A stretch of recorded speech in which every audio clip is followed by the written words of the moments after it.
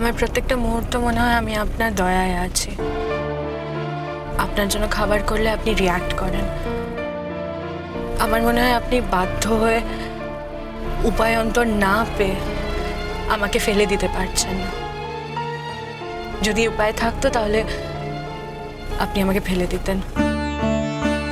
তাই আমি নিজেই সেই উপায় খোঁজ করার চেষ্টা করেছি, পেয়েওছি। অ্যাপ্লাই করব, যদি লেটার আসে ওখানেই থাকবো। আর যদি ওখানে থেকে আপনার কোনো বিপদ হয়? বিপদ হলে হবে, কি আর করা যাবে। আর আপনার কাছে থাকলে যে বিপদ হবে না তাও তো নয়। আপনি সারা পৃথিবীর কাছে বলেছেন যে আমি আপনার স্ত্রী বলেই যে সবাই সেটা মেনে নেবে, তা তো নাও হতে পারে। কেউ তো সত্যিটা খুঁজে বের করতেই পারে। তখন যা হবে আপনি আটকাতে পারবেন?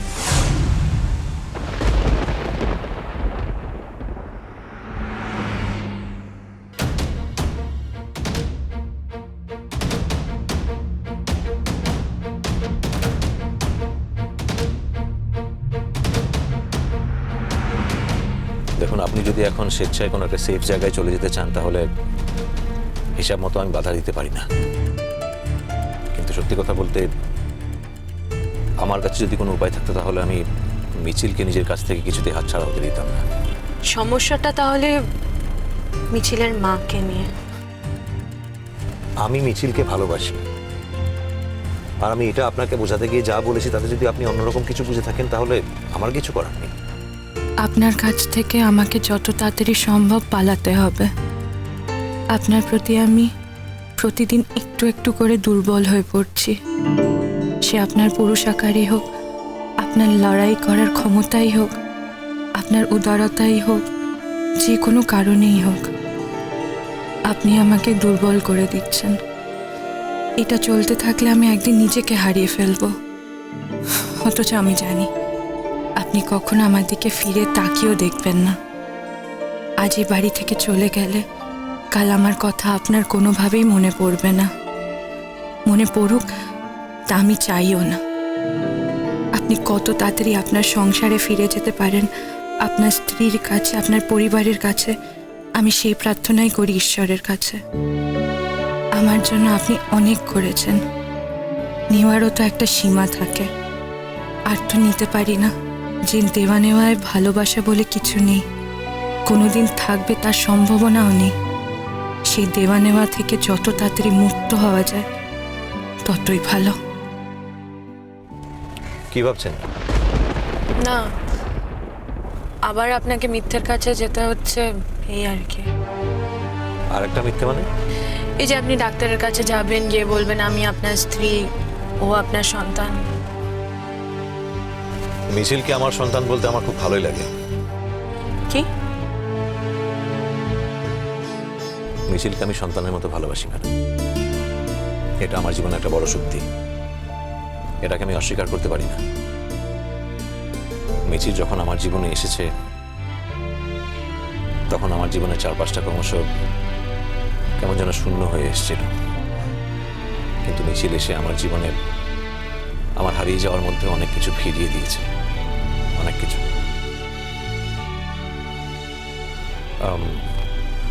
আমাদের নামতে হবে এখন।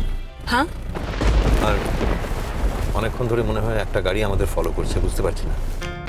আমাদের ফলো করছে? বুঝতে পারছি না, তবে আপনি চিন্তা করবেন না, আমি তো আছি। আর ওকে আমার কোলে দিন, ওকে আমার কোলে দেখলে তারা আর বেশি সন্দেহ করবে না। গাড়িটা সাইড করুন তো।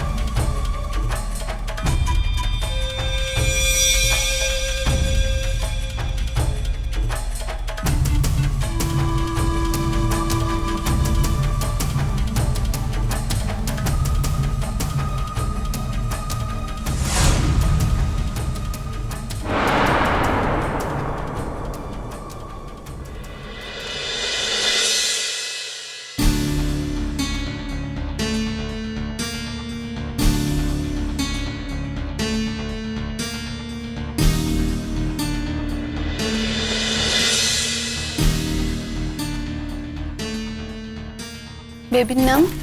মিছিল মিছিল চ্যাটার্জি। আপনার নাম? রণজয় চ্যাটার্জি, ফাদার অফ মিছিল চ্যাটার্জি, হাজব্যান্ড অফ শ্রুতি চ্যাটার্জি। অনেক কিউ আছে কি? 4-5 জন আছে, আপনি একটু বসুন। Thank you. চলুন।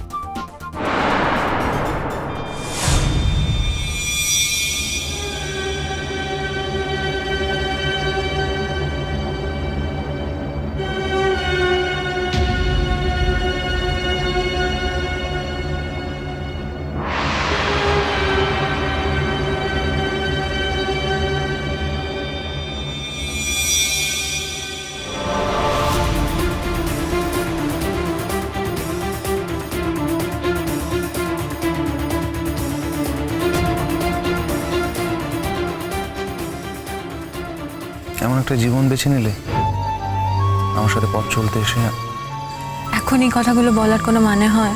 ডিপেন্ড করো না তো।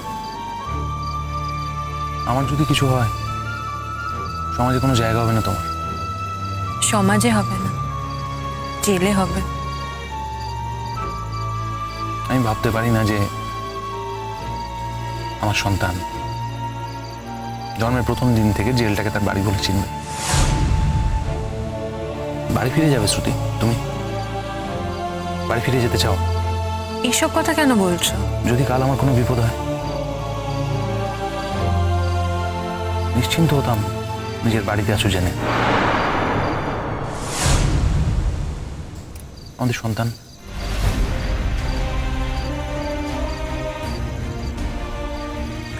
এখন মনে হচ্ছে না এলেই ভালো হতো। আমাদের কোনো পিছু টান থাকতো না,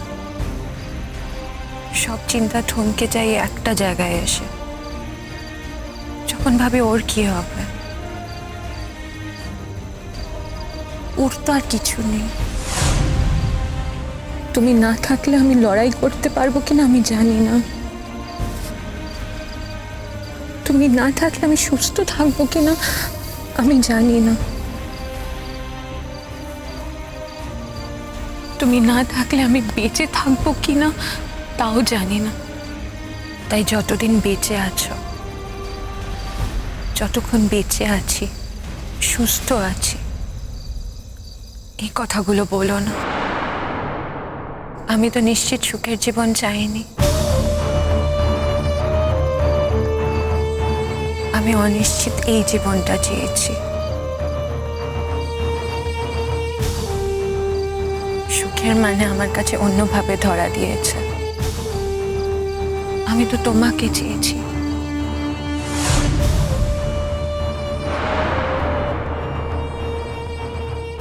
Well done. Well done, my friend. You have done a great job. Krishna,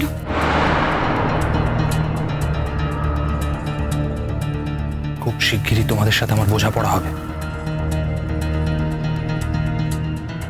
তোমাদের দুজনের সাথে বোঝাপড়া হবে খুব শিগগিরই। শুধু সময়ের অপেক্ষা।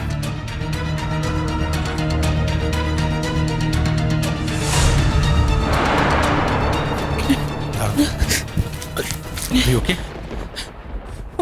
ও বেঁচে আছে। ও ভুল বুঝলো। আমি দেখেছি, আমরা জানতাম ওর বডি লোপাট হয়েছে, কিন্তু ও তো বেঁচে আছে। দেখুন, এখন আপনি আপনার জীবনে হারানো সবকিছু ফেরত পাবেন, ডোন্ট ওয়ারি। কিন্তু আমাদের এই পরিচয়টা তো বিশ্বাস করলো। সেই ভুল ভাঙাতে আর কতক্ষণ? দেখুন, এখন এসব আলোচনা এখানে করা যাবে না। চলুন, এখন এসব নিয়ে চিন্তা করবেন না। আগে যে কাজটা এসছি সেই কাজটা করি। আপনি তো ওর স্ত্রী, আপনি নিশ্চয়ই ওর ভুল ভাঙাতে পারবেন। চলুন, ভেতরে চলুন।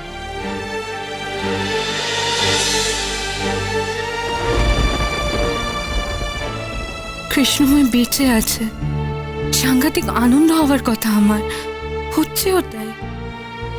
কিন্তু সেই সঙ্গে একই সঙ্গে বুকের ভেতর বিসর্জনের বাজনা বাজছে কেন? কেন মনে হচ্ছে অনেক কিছু পাওয়ার সঙ্গে সঙ্গে আমার অনেক কিছু হারিয়েও যাচ্ছে? তা কি রণজয়ের কাছ থেকে চলে যেতে হবে বলে? আমি কি রণজয়কে কি হলো? ওখানে দাঁড়িয়েছে, ভেতরে আসো। আসছি।